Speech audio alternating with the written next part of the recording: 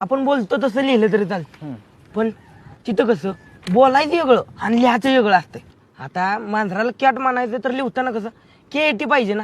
C कुठं आला. मराठीत कसं स म्हणजे स आणि इथं स म्हणजे क आणि क म्हणजे कच.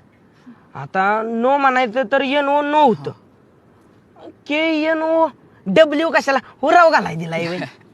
अरे बाबा NO नो म्हणजे नाही आणि KNOW नो म्हणजे माहीत असणे असं असतंय ते. अरे शब्द एकच पण अर्थ स्पेलिंग वेगवेगळी. बरं झालं बाबा आपण इंग्रज असणे माघारी अक्कलो नाहीतर माझं काय खरं नव्हतं. तुझं आता बी काही खरं नाहीच. नवीन मॅडम काही इंग्रजांपेक्षा कमी ऐकतोय. हो तर काय असलं फाड इंग्रजी बोलतात ना आणि मराठीत अर्थ मी सांगत नाही. मला कळतं बाबा सगळं आणि वाचायला मिळतं. तू मोठ्या इंग्रजांना काढलेला नाहीस का. तुझा पक्या होता की त्यांच्याकडे फारशा होत आहे. आणि सध्या घोडी धुवायला. आपण तेव्हा तसली कामं केली नसती.